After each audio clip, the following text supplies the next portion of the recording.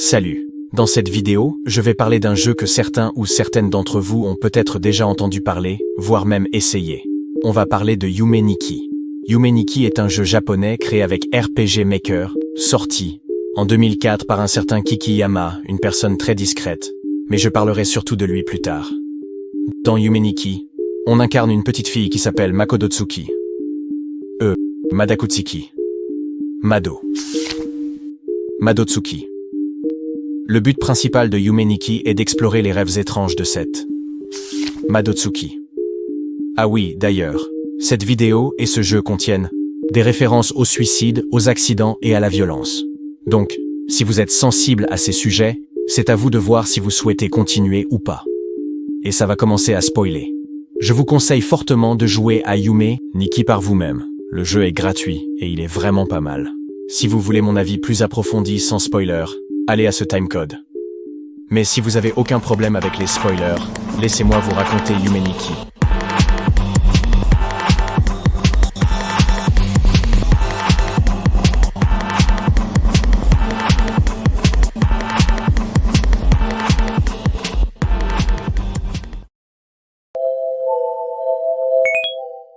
Bon, on commence avec le petit tutoriel qui explique qu'il faut dormir dans le lit pour entrer dans le monde des rêves, écrire dans le journal des rêves sur le bureau pour sauvegarder, et pour le reste, flemme de lire.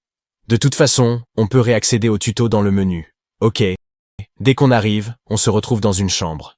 Il y a une porte pour sortir, mais Madotsuki refuse de sortir. Bon bah, vas-y hein.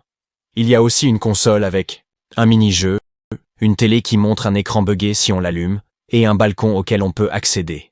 Ok, déjà stop. Un petit détail qui m'a intéressé. Les petites chaussures là.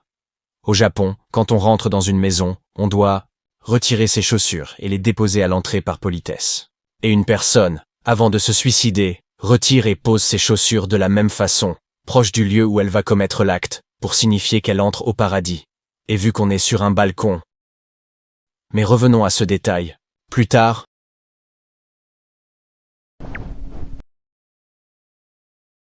dans le monde des rêves. On arrive sur le balcon qui donne sur la chambre. Quand on interagit avec la télé, c'est maintenant un œil qui apparaît, mais surtout, maintenant, on peut sortir de la chambre. En sortant de la chambre, on arrive dans le Nexus, un endroit avec plusieurs portes qui relient à 12 mondes. Ce sont les 12 mondes principaux. Ces mondes eux-mêmes relient à d'autres mondes, et ainsi de suite. Ouvrons une des portes.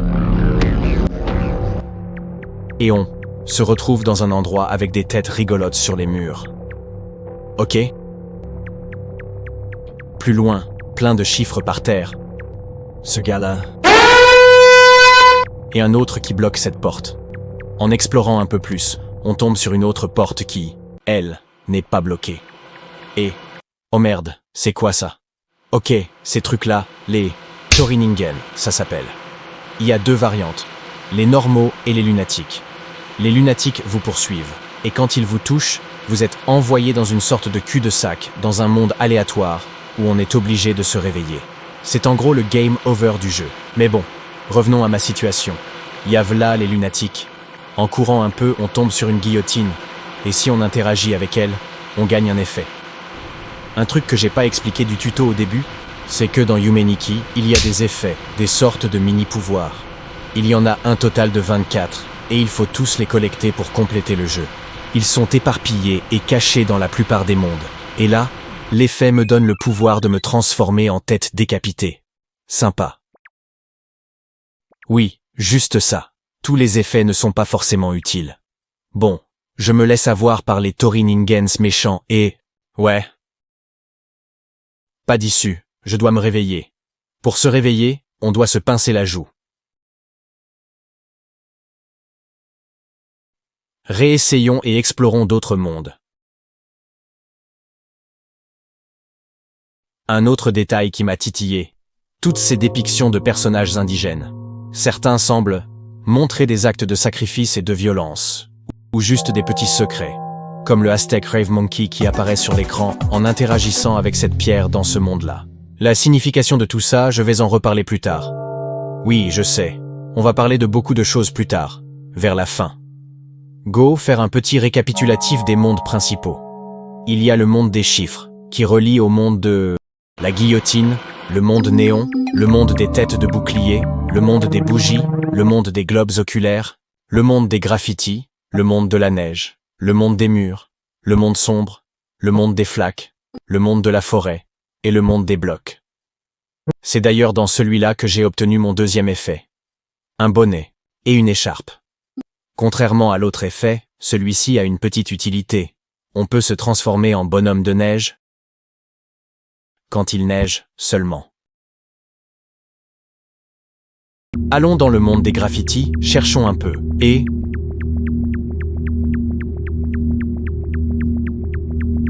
voici le centre commercial.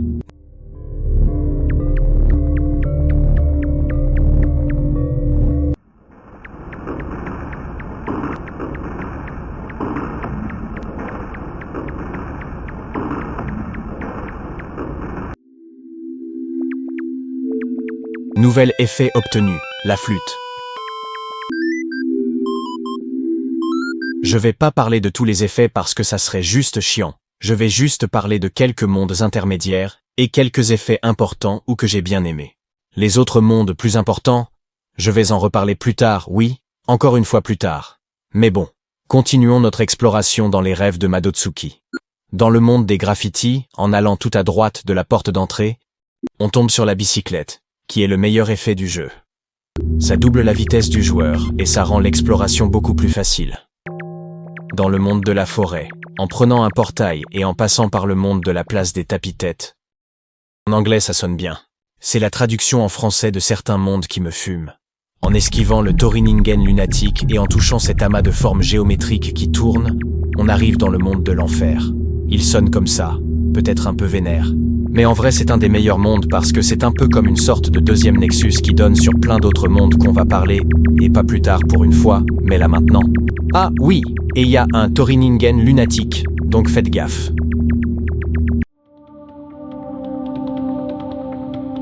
Le monde de la forêt dense, un monde qui est divisé en 3 morceaux. Je vais parler que de 2.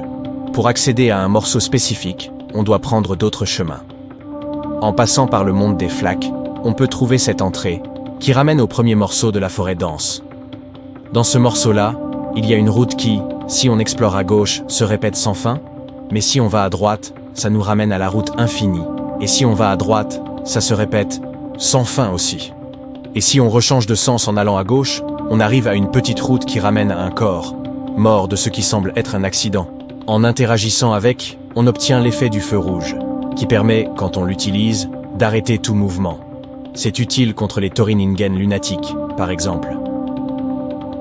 En passant par l'enfer, on peut arriver au deuxième morceau de la forêt, dense. Et j'en profite pour dire que le jeu est vraiment bien.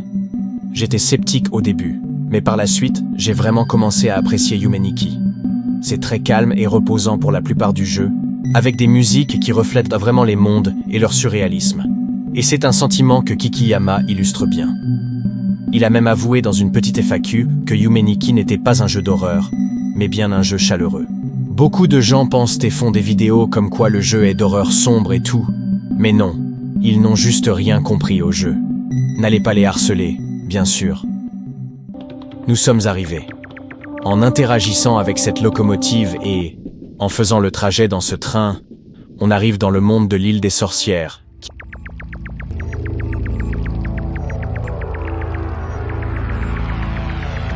qui contient l'effet sorcière. Cet effet transforme Madotsuki en sorcière, ce qui lui permet de l'éviter. En passant par le monde des têtes tapis, on peut atteindre le monde du labyrinthe statique, un labyrinthe avec des murs invisibles. Une fois complété, avec sûrement 4 commotions cérébrales parce que vous n'êtes pas très fort et que vous vous êtes cogné à tous les murs, vous arrivez dans le monde de la maison FC. Les mondes FC sont une série de mondes qui paraissent comme si c'était des jeux vidéo. En explorant la maison FC, en passant par le sous-sol qui a cette musique vraiment...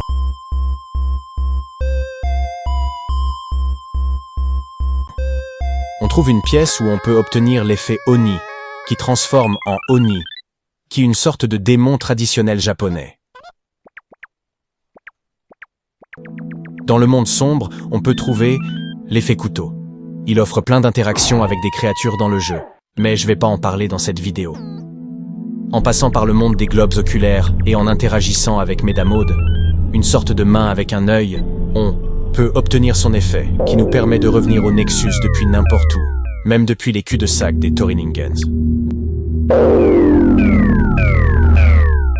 Depuis la forêt dense, on peut entrer dans le monde du labyrinthe de la téléportation, où en gros on doit se téléporter de bloc en bloc pour en sortir.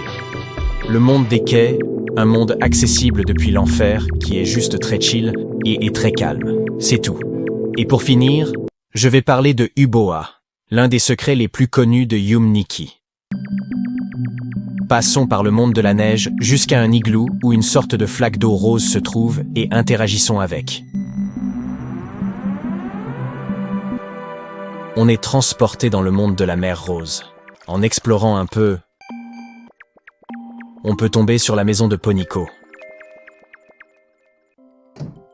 Poniko, c'est elle là. Elle est d'ailleurs l'un des personnages les plus populaires de Yume Nikki et est l'une des seules à avoir une apparence de petite fille, comme Madotsuki. On peut éteindre la lumière et en sortant, entrant et éteignant la lumière plein de fois d'affilée, Uboa. En interagissant avec lui, on finit dans un cul-de-sac.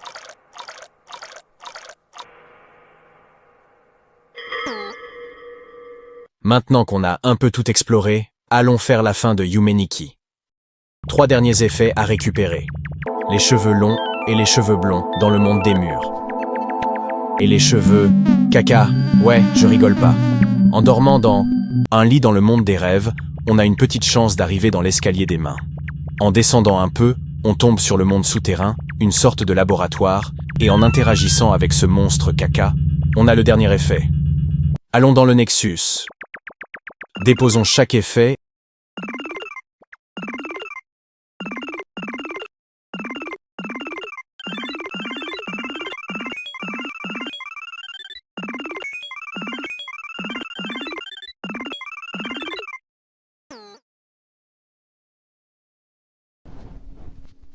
Et j'ai oublié un effet.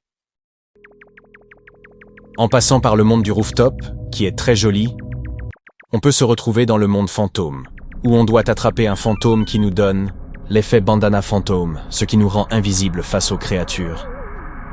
Ok, enfin, déposons le dernier effet. Et d'ailleurs, si on sort et on rentre à nouveau dans le Nexus, tous les effets sont arrangés pour former un joli pattern. Réveillons-nous. Allons sur le balcon et un escalier menant à rien est apparu. En interagissant avec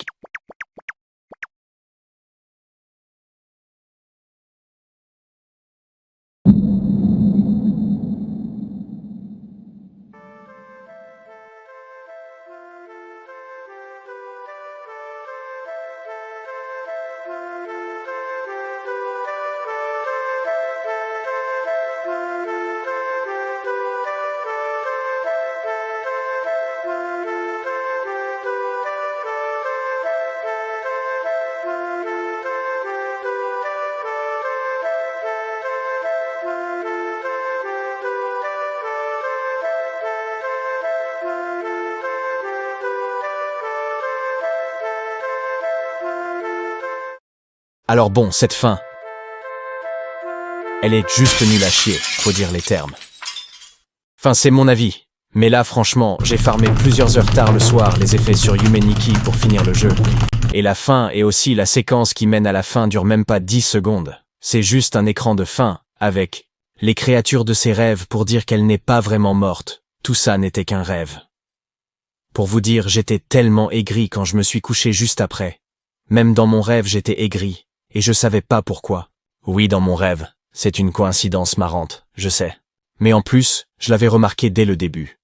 Vous vous rappelez de ma réflexion sur les petites chaussures posées là?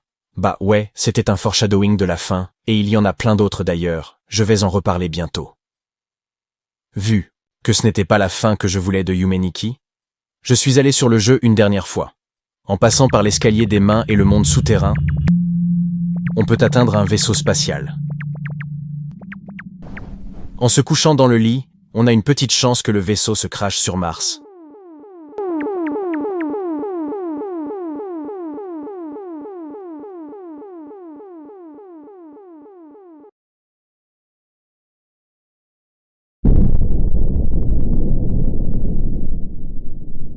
Et maintenant, on peut s'aventurer sur Mars. En montant sur une pyramide, on tombe sur un petit trou. En utilisant l'effet nain, qui est un effet qu'on peut récupérer en faisant un RKO à un nain dans le monde des bougies, on peut rentrer dedans.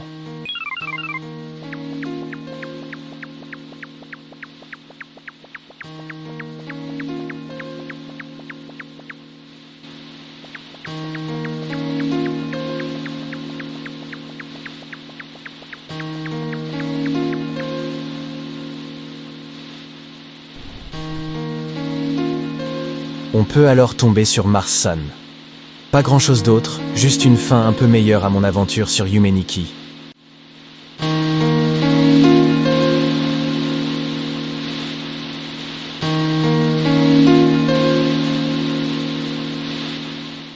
Bon, parlons des petits détails sur Yumeniki et de ma théorie sur tout ce qui se passe, même si, bon, je l'ai déjà un peu dit avant. Déjà, Madotsuki n'ouvre jamais les yeux, que ce soit dans le monde des rêves ou dans l'entre guillemets monde réel, ce qui montre qu'elle n'a jamais vraiment été éveillée. Ensuite, il y a les références aux accidents, ça peut être les mares de sang ou le corps dans le monde de la forêt dense. Certains pensent que Madotsuki serait reliée à ces accidents, comme si elle était dans le coma à cause d'un ou juste qu'un proche à elle en a subi un et qu'elle fait son deuil. Mais je ne pense pas que ce soit ça. Il y a les dépictions indigènes de sacrifices et de violence dont on a parlé au début, des thèmes de l'anxiété où certaines créatures fixent Madotsuki du regard, ou juste les Toriningens, ou Uboa, et encore plein d'autres peurs du genre. Un autre détail que j'ai raté, qui foreshadow la fin de Yumeniki, c'est celui du Falling Man, ou l'homme tombant, en français. Dans l'escalier qui ramène au rooftop, il y a une chance sur 4 d'apercevoir au loin un homme qui tombe, dans le ciel, indéfiniment. Il peut même y avoir plusieurs qui tombent en même temps. Avec toutes ces taches de sang qui sont les mêmes que dans l'écran de fin, et les chaussures posées là, on dirait vraiment que Madotsuki a déjà sauté plusieurs fois. Ce seraient d'autres Madotsukis qui tombent, d'autres Madotsukis qui ont fait les taches de sang, et une autre Madotsuki qui a posé ses chaussures avant de sauter. Je pense que Madotsuki fait tous ses rêves comme une forme de thérapie face à ses peurs. Elle complète plusieurs fois le jeu pour petit à petit faire la paix avec ses peurs.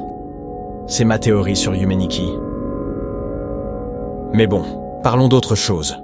Déjà, je sais que j'ai pas parlé de tout dans Yumeniki parce que j'ai pas le temps et pour certains, je les ai même pas rencontrés quand j'y ai joué. Mais déjà, il y a le désert blanc, qui est un monde avec plusieurs événements, comme le Takofusen ou en français le poulpe ballon, qui a une chance sur 3600 d'arriver. Il y a aussi Monoko, une petite fille que si on utilise l'effet feu rouge dessus, elle commence à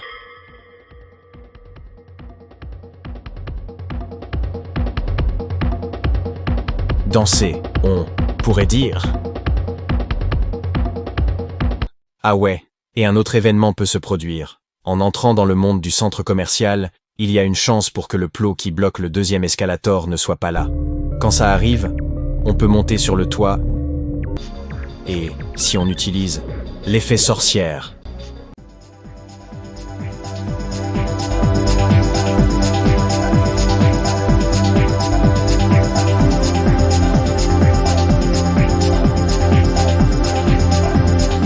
c'est vraiment sympa d'avoir ces petits événements.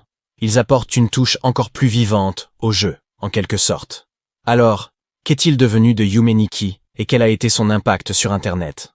Bon, d'abord, il y a eu une sorte d'événement qui s'appelle Project Yumeniki, qui est en gros une collaboration approuvée et supervisée par Kikiyama. Cela a permis la création d'un manga Yumeniki, qui, de ce que j'ai compris, n'est pas trop canon à l'histoire de Yumeniki, mais comme même un peu. Il parle plus d'autres personnages que Madotsuki, comme Poniko et Masada, le pilote du vaisseau spatial pour Mars. Et l'autre grand truc de Project Yumeniki, ça a été Yumeniki Dream Diary, qui est un remake de Yumeniki en 3D.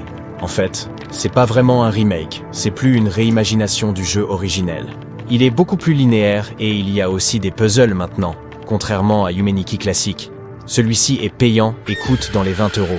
D'ailleurs, petit détail que je trouve drôle, c'est que Yumeniki en japonais veut dire journal des rêves et Dream Diary veut aussi dire journal des rêves en anglais. Du coup, si un japonais lisait le nom du jeu, ça ferait journal des rêves, et je trouve ça un peu drôle. Il y a aussi du merch et un light novel. mais je vais pas trop en parler. Et à part ça, il n'y a pas grand-chose que Kikiyama a fait qu'on connaît. Mais je vais aussi parler du fait que Yume Nikki a eu un énorme impact sur Internet. Il y a déjà une communauté qui est juste énorme, plusieurs fangames, dont un qu'on va en parler un peu plus tard. Ça a inspiré énormément de contenu horreur, ou juste du contenu en général. Parlons aussi des OST de Yume Nikki qui tournent partout, elles sont mémorables et juste incroyables. Les musiques de fond que vous entendez dans cette vidéo proviennent de Yume Nikki. Mais bon, parlons du plus grand fangame de Yume Nikki, Yumetuki, ou Yumeduki à la française. Yumetuki est une suite non officielle à Yume Nikki faite par des fans. Yumetuki est beaucoup plus grand que Yume Nikki et encore plus étrange et qualitatif, avec des OST encore meilleurs. Le jeu n'est pas encore fini, de ce que j'ai compris. J'y ai pas encore joué, mais je pense que je vais le faire, parce qu'il a l'air incroyable. Ah oui, et un autre détail un peu marrant que j'ai remarqué, c'est que dans Yumetuki, là où il y a marqué 2 de Yumetuki, c'est là aussi où il y a marqué le ni de Yume Nikki, et en japonais, 2 se prononce ni. Du coup, j'imagine que c'est fait exprès qu'ils l'ont mis là, pour une fois que je peux utiliser le peu de japonais que je connais. Donc, pour finir, Yume Nikki est un jeu vraiment bien. C'est très calme et relaxant, de l'exploration dans des mondes surréalistes, qui a beaucoup de petits détails étranges, et le jeu est gratuit en plus de ça. Par contre, si vous voulez faire la fin du jeu, ne vous forcez pas. Si vous avez d'autres choses plus importantes, faites-les, et j'insiste, sinon vous allez être déçus de la fin. Yume Nikki est vraiment pas fait pour sa fin. Et si vous êtes bloqué, n'hésitez pas à chercher une réponse sur Internet. N'oubliez pas de liker et vous abonner si vous avez aimé, et merci d'avoir regardé la vidéo. À la prochaine.